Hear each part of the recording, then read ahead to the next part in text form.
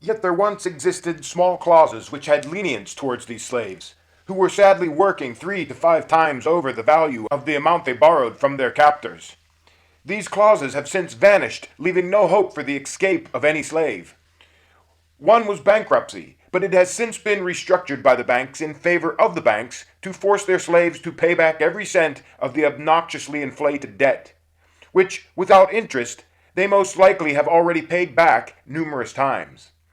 The slave cannot even refuse to pay this unconditional judgment because the banks and the compromised justice system will simply garnish one's wages, forcing this repayment of 3 to 5 times the amount borrowed. Say the frustrated slave wishes to run away. Being that all records go directly to the credit bureaus, this makes it very difficult for a runaway slave to escape for long. The moment a job is acquired or personal information is listed on any official paperwork, the slave masters know their slave's location and will come for him. Bankruptcy only forgives the case of the extreme poor. After taking all that the individual owns, the bank is still entitled to its lost money through federal government insurance, which is naught but tax money. Thus, the taxpayers, even those who are not voluntarily enslaved, are, in fact, also enslaved. They involuntarily pay for the bank's losses through their hard work in the form of taxes. Thus, the bank has excluded no one from its tyranny. Now the true face of the bank is becoming apparent, yet it will only reveal the totality of its hideous features once its collapse begins to fully manifest and its lifeblood, the people, flow away from it. Its claws will then be set deeper into those that still remain, and blatantly it will begin ardent commands for laws hindering the noble individualist movement. Therefore, act quickly. The least that needs to be done is to make illegal usury and fractional reserve. However, even then it will be seen that privatized pools of money still only breed corruption. Then it is understood that the thorough dismantlement of all banks must come to pass to thoroughly realize a complete solution. As this manifests, be advised of banking lobbyists who will assure the people that the doctrine of individualism has exaggerated the facts about their establishment to an unacceptable degree, as they then continue to charge the people while using their money to the profit of only the bank. Concluding with this description of the true nature of the banking system as a degenerative disease afflicting mankind and its healthy evolution, the suggested remedy will now be disclosed. Many people will say that the dismantlement of the entire global banking system is unfair to the banks or an impossibility. They may insist that the money is the bank's because they have earned it, or that the creature is too large to be dispatched. The banks have raped their fellow men since the day they have opened for centuries. It is only just that they are eliminated and the funds redistributed. Here is now shown the individualist solution to slaying the great beast. Suggested method of dismantlement.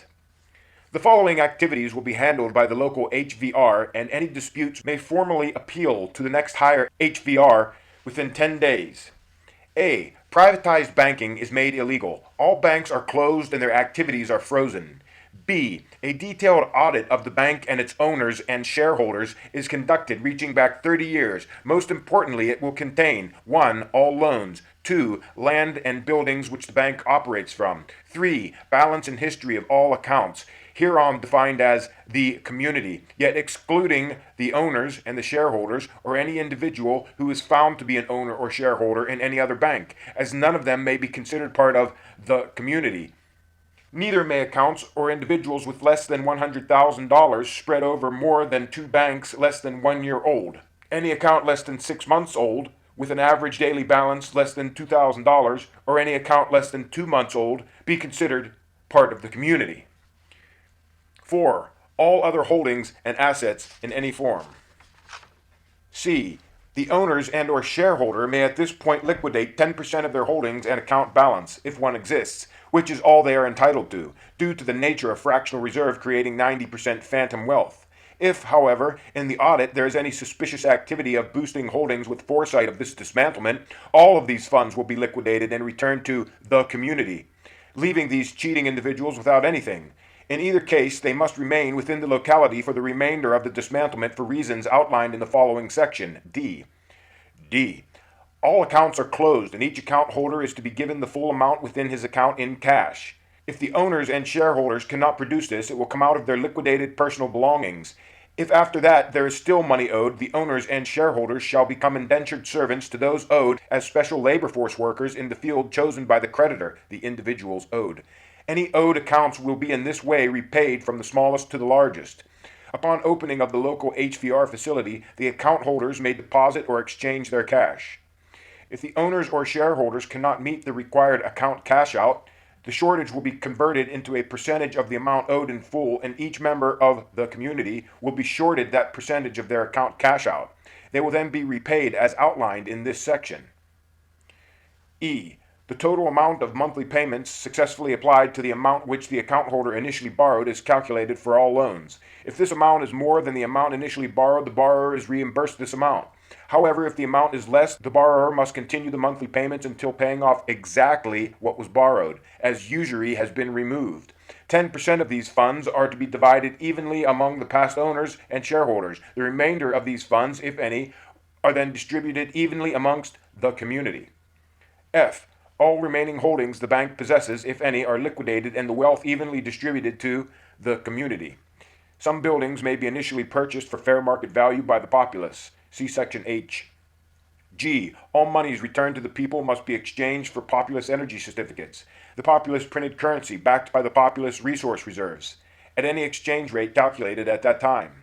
Old currency of the deceptive Federal Reserve is deemed valueless and not accepted for exchange after 1 year. H. Suitable bank buildings will be converted into Populus-owned HVR facilities, each being a hall of vital records capable of exchanging money, shredding Federal Reserve notes, lending, and all other normal banking activities without the practice of usury or fractional reserve in any form. This method will take a great deal of time to realize, and it is known that there exist those fervent individuals who would rather deliver a blow immediately.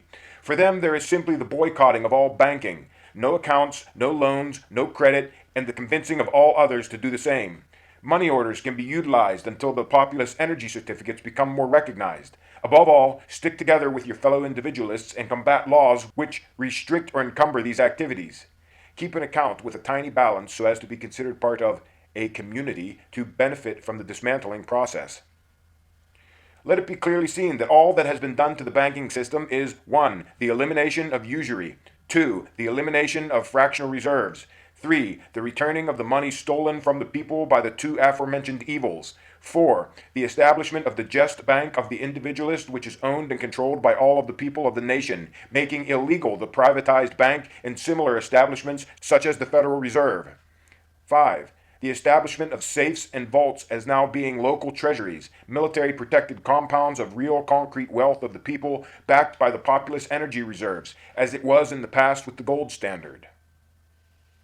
Quote, if the American people ever allow the banks to control the issuance of their currency, first by inflation and then by deflation, the banks and corporations that will grow up around them will deprive the people of all their property until their children wake up homeless on the continent their fathers conquered. The issuing power of money should be taken from the banks and restored to Congress and the people to whom it belongs. I sincerely believe the banking institutions having the issuing power of money are more dangerous to liberty than standing armies. End quote. Thomas Jefferson. 7. Insurance companies. The individualists erect the Populus Accident Fund, eliminating the need for a private insurance industry. A play on fear, these establishments exist only because of the irresponsibility of one's own risks. By these means, they gain large pools of wealth, exactly as a bank, which endow them with the very same powers and corruption, such as law-making capabilities, with which they practice making laws in favor of only themselves. Masters of deceit, their contracts are so wordy that few have the time to read every portion or understand their purposely cryptic language. The details are such that there is an escape clause for almost every claim one may present to them. Fast to demand their money, and faster to evade one's claims of need, these fraudulent and cheating beasts lay in bed with the darkest sides of governments, banks, hospitals, unions, and an endless list of other writhing worms. Privatized insurance leaves too much room for corruption, as the people have no say about its actions and fees, nor can its claims versus premiums and type thereof be accurately verified by external sources. Exempt from federal laws such as antitrust laws, opening the door to the ability of price fixing and market and consumer control, the very same laws which Alan Greenspan condemns. And automatically chosen by banks as defaults, they tirelessly practice and exercise their legalized extortion upon their fellow man. Their rackets are further solicited by brokerage firms just as insidious, claiming no alleged allegiance to their masters who reward them for every soul lured into their contracts of illusions and twisted words, wrought full of holes visible only to their wicked eyes. Within the Individualist Society, all insurance premiums will be paid to the Populus Accident Fund. See page 51. The monies collected will pay for any and all accidents which occur that year for the entire nation. If there is any surplus, it is divided and returned to the population evenly with their tax return. If there is a deficit, the money from the surplus of the following year will make up for it. If there is a continual deficit, then either the people are too accident prone, which is absurd. If this were the case, then all insurance companies would have went out of business long ago, or the annual fee per individual is not high enough. Being that insurance companies make huge profits each year and expand at alarming rates, one's common sense will allow one to foresee the substantial return each year if all paid their present premiums to the populace as opposed to their private companies. 1. There will be no life insurance, which is simply a gambling form of usury with an escape clause. Death. So one won't be around to ensure the follow-through or to argue a case. Most likely the returns received at the time of one's death are less than the total amount paid into the fund over the many years, and the amount of profit gained, if any, is insignificant to the amount of profit these institutions made on that money in the guise of benevolence. It is illegal for any purpose to sell money in the individualistic society. 2. Health insurance is no longer needed, as all health care is now populus provided by the PHS. A private company is obviously in business to make money, thus its goal is tainted. This initial taint causes a focus on money, not healing, which should be the prime focus. Thus, from the onset, the concept is flawed. Having people pay out of pocket for non-covered items as dentistry keeps prices realistic, because the healthcare professionals know there is no longer access to an endless pool of insurance money to be raped with inflated charges and dubious itemization, and the people taking better care of themselves initially to avoid such fees. 3. Workmen's compensation is now a subdivision of the PAF. All job accidents must be filed as an accident to the PAF. At the end of the year, the remainder of this fund will be redistributed evenly among all contributing employers. All insurance companies shall be dismantled with the same basic procedure as outlined with the banks. An argument may arise of how the populace can seize the funds earned by a private corporation. The populace will respond that unjust earning in any form will be returned evenly to the nation. The proof of this unjust earning are the laws which force one to have insurance, and a society which practically ignores the uninsured. This is an industry in collusion with healthcare providers, unions, banks, as homeowners insurance, the automobile industry, and corrupt lawmakers, in violation of antitrust laws from which they are mysteriously exempt. Therefore, for years they have been profiting and erecting biased laws, exaggerating the probability of accidents and their costs, all the while injecting doubt and fear into the society for their own benefit. Their property will be seized, just as the bank seizes the property which individuals paid for more than twice.